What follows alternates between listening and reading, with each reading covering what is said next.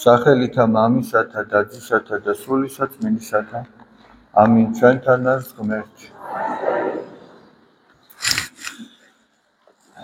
დიდება და მადლობა ღმერთს დღევანდელი წირვისათვის. ჩვენ დღეს მოვისმინეთ სახარება, რომელიც არაერთხელ მოგვისმენია თუ წაგვიკითხავს თუ გვისაუბრია ამის შესახებ. ეს არის იგავი მდიდარსა და გლახაკ ლაზარეზე.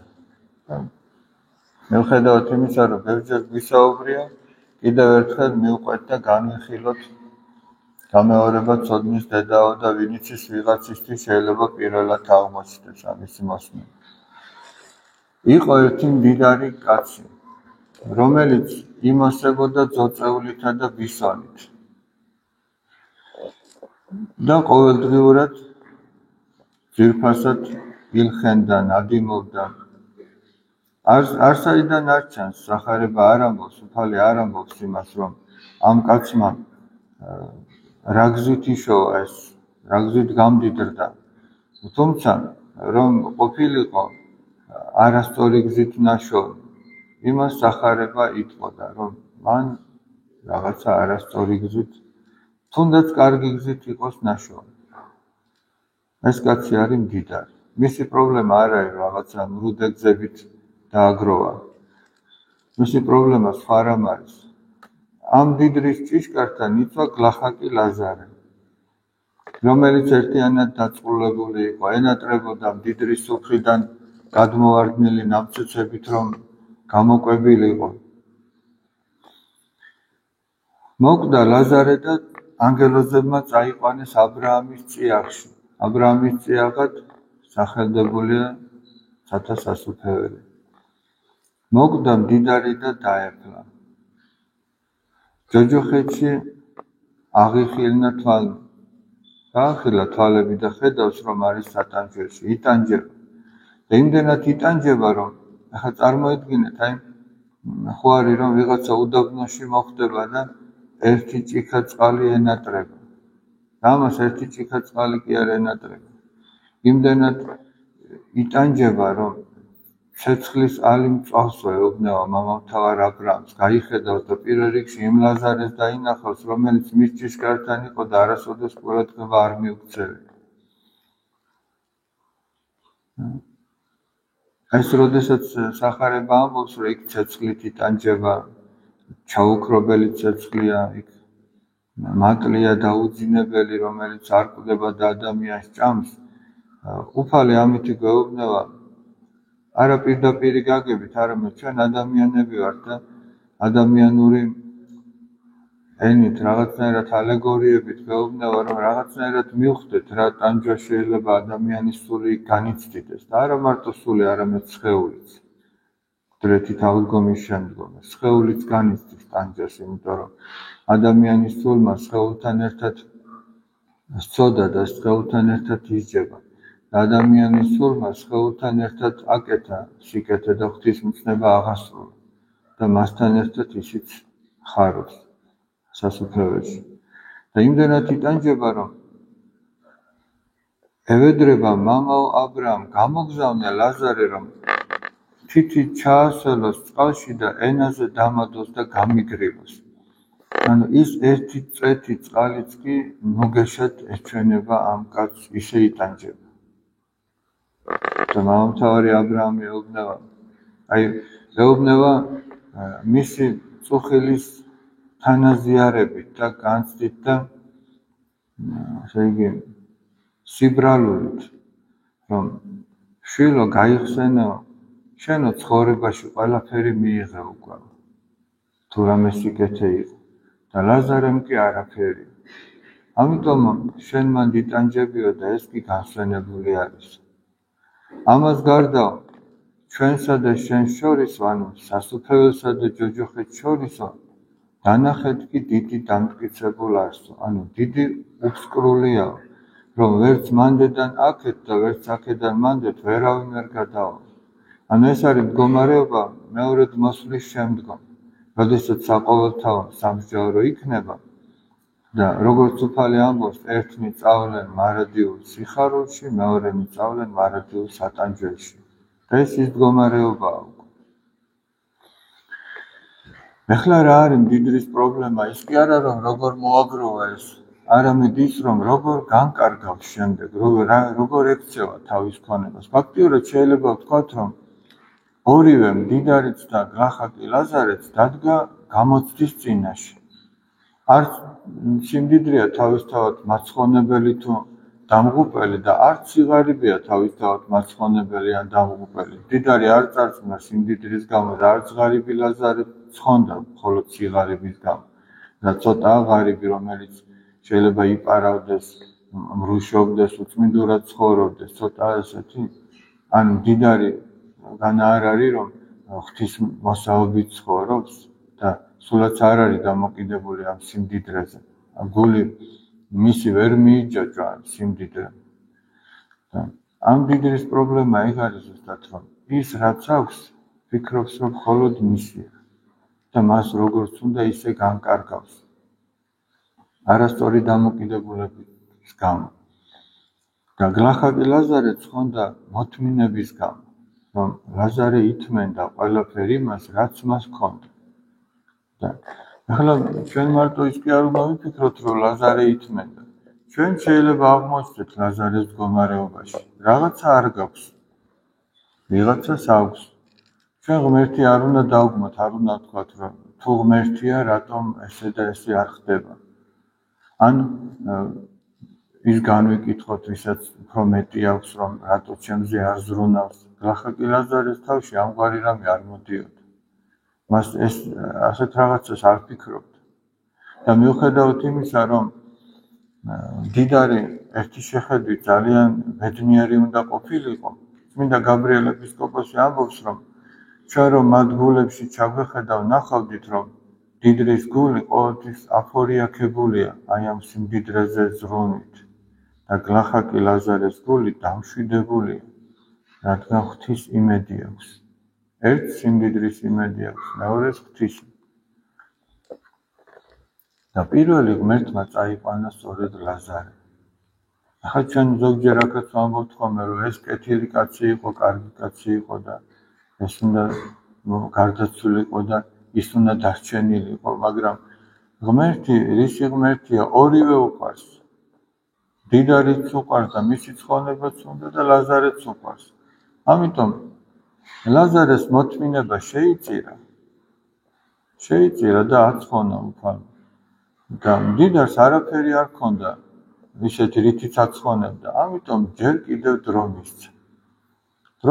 თან ახლა შეხედეთ, აი წარმოიდგინეთ ჩვენს მეზობლად, რომ გარდაიცვალოს კაცი შიმშილით. აი რომ უკვე ვიცოდეთ, რომ მართლაც ან შიმშილით გარდაიცვალა, ან სციოდა და ასე გარდაიცვალა, გაიყინა და ვიცოდით, რომ მას არ ჰქონდა გათხოვების არანაირი საშუალება, ჩვენ კარგად ჩაღუღულებულ ლოგინში ვიწექით, კარგად გამოკვებილი ვიძინებდით და ის რომ გარდაიცვალა, მაგან ჩვენი სული არ უნდა შეძრას. ხოლმე აი თუ ჩვენში რამე პატარა ადამიანობისა დარჩენილა, ხო უნდა შეძრას, ხო უნდა სინანულში ჩავარდეს ადამიანი. კი, მაგრამ სად ვიყავი მაშინ, როცა ამ კაცს ესე უჭირდა, ხო ეგ მაინც უნდა იფიქროს. თუ მის სიცოცხლეში არ იფიქრა, მისმა გარდაცვალებამ ხო მაინც უნდა აფიქრებინოს და ამიტომაც მდიდარი დატოვა. მაგრამ მდიდარი ამითიც ვერ განიკურნა, ვერც ლაზარეს გარდაცვალებით და აი ამ ფიქრებით ვერ განიკურნა, იმიტომ რომ ეთყობა ბოლომდე დაცლილი იყო ყოველგვარი ღირსებისგან ეს მდიდარი. იმდენად შეიპყრო სიმდიდრე მისი გული და აი ამ შვება განცხრომამ და სიამოვნებით ცხოვრება.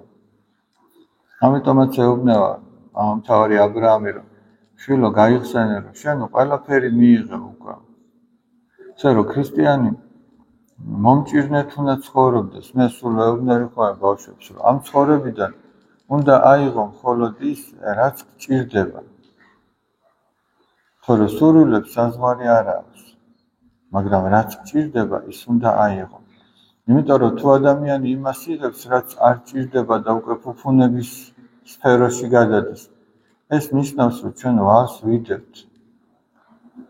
ვალს ვიდებთ ღვთის წინაშეც, ვალს ვიდებთ იმ ადამიანების წინაშე, ვისაც უჭირს.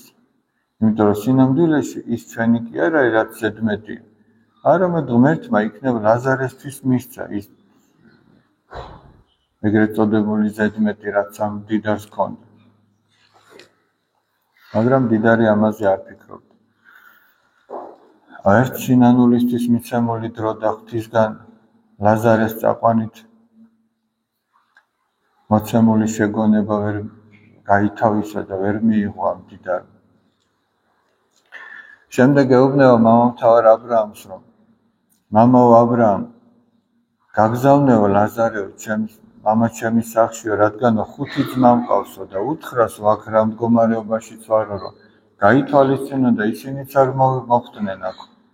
და მამამთავარი ეუბნება, მათო ყავთო მოსე და წინასწარმეტყველები, ანუ ძველი აღთქმის წიგნები აქვთო და შეუძლიათ წაიკითხონ და მიხვდნენ რაღაცას და გაითავისონ. ჩვენც გვაქვს სახარების წიგნი.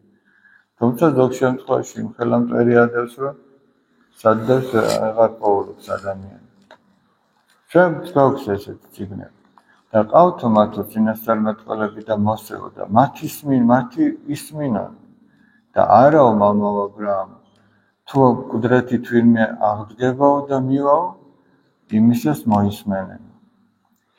და მამამთავარმა უთხრა, რომ არაო შვილო, კუდრეთითაც რო ვინმე აღდგეს, არ მოусმენენო, თუ მოსეს და წინასწარმეტყველებს არ მოусმინესო და კუდრეთით ხომ აღდგა ქრისტე და ხომ მოვიდა და უსმენთ. ბევრი უსმენს. აი დავფიქრე, თუნდაც საქართველოს სად მივდივართ შორს, ყველა მოვინათლე თითქოს, მაგრამ ყველა უსმენს. და მაგაზია ზუსტად. ვინც არ ისმენს იმ წმინდა წინასწარმეტყველთა სიტყვებს, არც იმისას არ მოისმენენო და არც ქრისტესი არ მოისმინა ბევრი. კი, შეიძლება სახლში მეზობელთან თავის მოსაწონებლად ჩვენ შეიძლება მოოქროვილი ბიბლია თუ სახარებებიც კი გქონდეს, მაგრამ გარეგნული მოოქროვება კი არაფერია იმ ოქროს სიტყვებთან შედარებით, რაც შიგნით წერია. აი ეს არის ყველაზე მთავარი. შიგნით რა წერია და იმ შიგნით დაწერილს სულიწმინდისაგან დაწერილს ჩვენ ცხოვრებაში რამდენად განვახორციელებთ. პატრიარქი ამბობდა ერთ-ერთ ქადაგებაში, თითოეულ ადამიანსო თავისი ლაზარე უნდა ჰყავდეს. თითოეულ ადამიანს ლაზარე უნდა ჰყავდეს, რომელზეც გამუდმებით იზრუნებს. აი ჩვენ ვამბობთ ხოლმე, ჩვენ რა ძველი აღთქმიდან მომდინარეობს და მე იმას ვიხსენებ ხოლმე, რომ თითოეულმა ადამიანმა უნდა მეათედი გადადოს თავისი შემოსავლიდან იმ გაჭირებულისათვის. თუმცა ამ მეათედის გადადება, ვინც ეს გამოსცადა, ერთი მხრივ რომ ესე იგი გამცემი ხელი არ დაცარიელდებაო, ესე ძველი აღთქმის სიბრძნეა, რომ ის ყოველთვის გექნება რაღაც გასაცემი. და მეორე მხრივ აღმოაჩენს ადამიანი, რომ იმ მეათედის გაცემა ადამიანს აი სიხარულს კი არ ანიჭებს. ეს თითქოს ჩვენი ვალია. და ზოხელ ვესაუბრებოდი ერთ-ერთი ძვირფასი ქალბატონია, მე არ ვიცნობ ესე პირადად. უბრალოდ ესე მქონდა საუბარი მიმოწერა და არც სახელი არ მახსოვს. უბრალოდ ვიტყვი ზოგადად. უვლიდა ერთ-ერთ დაავადებულ ადამიანს, უვლიდა თავისი შემოსავლით, როგორც ჩანს და ის მადლობდა ღმერთს, რომ აი ესე იგი სიხარულსო მაშინ განვიცდიდიო, როცა ბოლო ლუკმასაც რო გავიღებდი. აი ეგ არის რითიც შენ განიცდი იმ სიხარულს და მადლობდა ღმერთს, რომ მე ამითიო აი ვიგრძენი, რომ ადამიანი ვიყავი და წუხდა რის გამო, ეხლა აღარა მაქვსო შესაძლებლობა და ვერ გავცემ. და ამის გამო წუხდა და მე დავამშვიდე და უთხრა, რომ რაც შეგიძლიათ ის აკეთეთ და ილოცეთ მისთვის და ღმერთი გამოუჩენს სხვა გზას და იმას არ დატოვებს. მაგრამ ამ ქალბატონის განწყობა იყო სწორი, რომ ესე იგი აი სიხარულს მართლაც მაშინ გრძნობდა, უკიდურესად რო გასწვედა. განასახარებაში ესე არ არის. ქვრივმა 2 ლეპტა მოიტანა და მისი შეიწირა ღმერთმა. იქ ელია თესბიტელს ბოლო ზეთი და ფქვილი გამოუტანა სარებთელმა დედაკაცმა და მისი შეიწირა ღმერთმა. ვიღაცა მოჭარბებულიდან დადო, მაგრამ ეგ მისთვის გინდა ყოფილა და გინდა არა, კაინმაც შეწირა. მაგრამ ღმერთმა არ შეიწირა იმის, აბელისა შეიწირა. ამიტომაც ადამიანს შინდისი აქვს და შიგნიდან გრძნობს, რომ რა არის სიხარულის მომნიჭებელი. თუმცა ეს ქალბატონი წუხდა და თუმცა არ ქონდა წუხილის მიზეზი. იმიტომ არ ქონდა, რომ ეს წუხილი ზოგჯერ უფრო მეტია, ვიდრე გაკეთებული საქმე. მე გაგახსენებ წმინდა ალექსი შუშანიას სიტყვებს, რომელიც მართლაც ამ ქალბატონს მიეცადებოდა. მე არ ვიცი ეს მოისმეს ამ სიტყვას თუ არ მოისმეს, მაგრამ თუ მოისმეს, ფიქრობ ინუგეშეს. ის ამბობს, რომ მოწყალე კაცის გული წუხარეა, როდესაც გასაწიში მყოფ ძმას ხედავს და ღონე არ აქვს საშველისაო, ანუ ძალა არ აქვს რომ მიეხმაროს და ეს მწუხარებაო ღვთისა მიერ შერაცხილარ საქმეთ. ანუ ღმერთმა ეს მწუხარება რომ ვერ ეხმარება, ჩაუთვალა საქმეთ. და ღმერთი არც იმას არ დატოვებს. ახლა ჩვენ თუ გონია რომ ღმერთი იმდანაც უძლურია, რომ ჩვენ თუ არ მივეხმარებთ ვინმეს, ის უნუგეშოდ დარჩება, ესეც არასწორია. ჩვენ იმის გამო კი არ ვეხმარებით, არამედ თითოეული რასაც აკეთებს, ესეც პატრიარქის სიტყვებია, თავის თავს უკეთებს. ვინც რას აკეთებს, თავის თავს უკეთებს, სიკეთე იქნება ეს თუ ბოროტება. ამიტომაც როდესაც ჩვენ ახლა მდიდარზე და ლაზარეზე ვლაპარაკობთ, აქ შეგვიძლია ვიფიქროთ არა მარტო მატერიალურ სიმდიდრეზე, არამედ რაღაცის ნიჭი გაქვს ადამიანს, სხვას არ აქვს. და შენ მოახმარე შენი ნიჭი იმ სხვას, მიეხმარე. და ვისაც არ აქვს იმდენი სხვას რომ აქვს, მან მოითმინოს უგრძელად, თქვას იყოს უფალო ნება შენ. მე დაუშვათ შეიძლება არ მომეცა იმის ძალა რომ 200 კილოვანი გირი ავწიო, მე 15 წელ შეიძლება, მაგრამ იყოს უფალო ნება შენი. მე ამ 15 კილოვანი გირის აწევით ვემსახურები ჩემს ოჯახს და ჩემს სამშობლოს და მოითმენ იმას, რომ მეტი არ შემიძლია. და ღმერთი ამას შეიწირავს. ვიღაცას თუ 200 შეუძლია აწიოს, სადაც მე 15-ზე მეტი დამჭირდება, ის უნდა მომეხმაროს, ის ამითი უნდა გადარჩეს. ლაზარესაც შეეძლო ცხონებას და დაღუპვას და მდიდარსაც შეეძლო ცხონებას და დაღუპვას. გააჩნია როგორ გამოიყენებს. ორივე გამოცდის წინაშე დგას. თუ ერთი ნიჭის მქონე, დაუშვათ აქვს რაღაცის სიმღერის ნიჭი და სცენაზე დგას, დაუკრავი და ჩამოვა. თუ ის თავის თავს მიაწევს იმ ყველაფერს, ეგ ნიშნავს, რომ არასწორად გამოიყენა. როგორ ეუბნება ერთ-ერთი მამა თავის შვილს, რომ ტასო დაგიკრავენო, მიიღეო ეს ტაშიო, მაგრამ დაივიწყე და გააგრძელებს. და იმ ტაშით არ უნდა იცხოვრო. და მადლობა უნდა უთხრა ღმერთს, რომ ამისი ნიჭი მოგცა, იმის შესაძლებლობა მოგცა, რომ ეს ნიჭი გაგემრავლებინა, არა, გაგევითარებინა. და ადამიანი თუ ესეთ დამოკიდებულებით არის თავისი მატერიალური თუ არამატერიალური სიმდიდრის მიმართ და სხვების მიმართ მოწყალეა, ესეთი გადარჩება. და ადამიანს თუ რაღაც აკლია ნიჭი, არა, და ამას ითმენს და რაც აქვს იმას გამოიყენებს სწორად, ისიც გადარჩება. ვიღაცას 5 მიეცა, ვიღაცას 2 და ვიღაცას 1 ტალანტი. გააჩნია ვინ როგორ გამოიყენებს ამას. როდესაც სახარება საუბრობს ლაზარეს მოთმინებაზე, ის მის სახელს ამბობს, დააკვირდით კიდე. მაგრამ როდესაც მდიდარზე საუბრობს, ჩვენ მდიდრის სახელი არ ვიცით. ესეც შემთხვევით არა. შემთხვევით სახარებაში არაფერი არ არის. როდესაც ვიღაცა ღირსეულად მოიქცევა, ჩვენ უნდა ვთქვათ, რომ ეს ადამიანი მოიქცა, თეოდორე მოიქცა ღირსეულად. შეიძლება თქვა. მაგრამ ვიღაცა თუ უღირსად მოიქცა, იქ არ უნდა თქვა, რომ ის მოიქცა უღირსად. არამედ უნდა ვთქვათ, რომ ზოგადად ესეთი საქციელი არის უღირსები. ეს არ არის კარგი საქციელი. არ უნდა თქვა, ის მოიქცა. შეიძლება თქვა, რომ სიძუნწე არ ვარგა. და ამით არ განიკითხავ, თუ იტყვი სიძუნწე არ ვარგა, ჩვენ ხო ვამბობთ, რომ სურდო არ არის კარგი.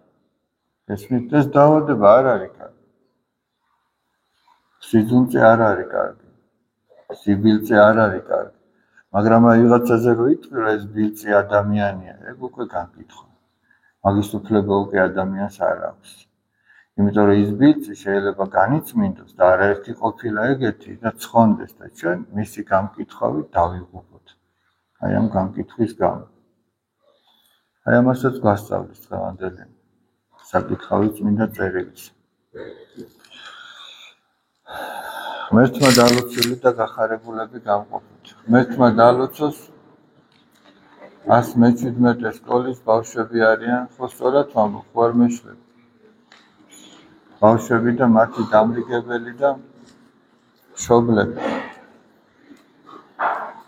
ჩვენი უპირველესი საზღუნავი არის ის, რომ ჩვენს ქვეყანაში ბევრი ბავშვი იბადებოდეს და ბევრი ბავშვი რჩებოდეს საქართველოში და სამშობლოს და ღვთის სიყვარულით იზრდებოდეს. დღევანდელი ადამიანის მთავარი საზღუნავი თუ ეგ არ არის, ეგ ნიშნავს, რომ ის რაღაცა არასწორგზას ადგას. ყოველ შემთხვევაში ჩემი შეხედულება ესეა. იმიტომ რომ თუ ესე გაგრძელდა როგორც დღეს არის რა, ცოტა ხანში ჩვენ ვიქნებით უმცირესობაში. ეს ისეთივე ცხადია, როგორც ჩვენ ახლა ერთმანეთს რო ხედავთ. თუ ამ ტემპით გაგრძელდა სიკვდილიანობა, თუ ამ ტემპით გაგრძელდა შობადობა, მიგრაცია, თუ ამ ტემპით გაგრძელდა და უცხო ხალხის შემოყვანა საქართველოში, თუ ამ ტემპით გაგრძელდა, აი როგორც ახლა ჩვენ რო ერთმანეთს უყურებთ, რამდენიმე წელში ჩვენ ვიქნებით უმცირესობაში. ახლა კიდე რაღაც არის გაგეგმილი. 30,000 არაბი უნდა ჩამოიყვანოს საქართველოში. 30,000 არაბია ხუმრობა საქმე კი არ არის. ისინი არითმეტიკული პროგრესიით მრავლდებიან. 5 და 10 წელიწადში ისინი უკვე შეიძლება 100,000-იც იყვნენ. კაცმა არ იცის. ამიტომ ეს ძალიან დასაფიქრებელი ამბავია. ძალიან სახიფათო ამბავია. თბილისში ზოგიერთ უბანში უკვე შეიძლება ვეღარც კი გაიგო ქართული საუბარი წესიერად. ახლა ჩვენ უბრალოდ რეგიონებში იმდენად არ იგრძნობა ეგ, მაგრამ აი ვინც თბილისში ცხოვრობ დააკვირდით და ზოგიერთ უბანში შეიძლება ვეღარ გაიგო ისე. ქართულს რომ უბანში მისვლა ეშინია, ესე იგი რომ იქ მთვრალი არაბი უხასიათოდ არ შეიქმნას. პრობლემა არ არის. ძალიან დიდი პრობლემა. ძალიან დიდი უფლებები აქვთ ადამიანებს, რომლებიც არ არიან ჩვენი ქვეყნის შვილები. ძალიან დიდი უფლებები აქვთ. ეს ჩვენ გვანადგურებს. ამიტომ აი როგორ ეუბნეოდა რა საინტერესოა ნახეთ. პატრიარქი პავლე კოსოველ სერბებს ეუბნეოდა, რომ თქვენო 10 აბორტს რო იკეთებთო, ისინი 10 შვილს აჩენენ არაბები. ამიტომ სულიერი კანონი ამოქმედდებაო და თქვენ არ დაგჭირდებათ ეგ მიწა. დაჭირდებათ იმათ, ვისაც მეტი შვილები აქვს და ღმერთი მისცემს ომად. ზუსტად ეგრე მოხდა. ჩვენგანა იგივე დღეში არა ვართ. ქართველი ადამიანი ერთი შვილი, ორი შვილი თუ მორწმუნეა, ის არ აკეთებს აბორტს. იმიტომ რომ მანიცის რომ ეს კვლელობა და არ აკეთებს.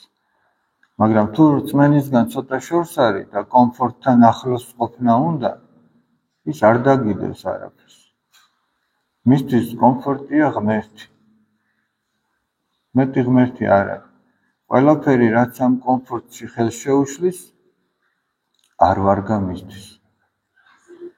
და ჩვენთანაც არ ამოქმედდეს ის სულიერი კანონი და ბევრი რამ არ დავკარგოთ ამის გამო. და რამდენი რამე იკარგება. ის რომ შემოვა და შენს მიწას რო იყიდის, იმას უკან ვინ გაიყვანს. იმის უკან გაყვანა იქნება არის კაცთაგან შეუძლებელი. თუმცა ღვთისამიერ შესაძლებელია ყველაფერი, მაგრამ ჩვენ ვიქცევით ისე რომ ღმერთმა ჩვენთვის ეს გააკეთოს. აი მაგალითად უნდა დავფიქრდეთ. ქართველი კაცი იქცევა ისე რომ ღმერთმა ხელი მოუმართოს საამისოდ. ჩვენ ვფიქრობთ, რომ რახან სახში წყალი არ ჩამოგდის, ყველაფერი კარგად არის, მაგრამ ყველაფერი კარგად არ არის. ბევრი რამე ძალიან ცუდათაც არის. ამას ჩვენ თვალებში უნდა შევხედოთ. მერთმა დალოცული და გახარებულები გავყოთ.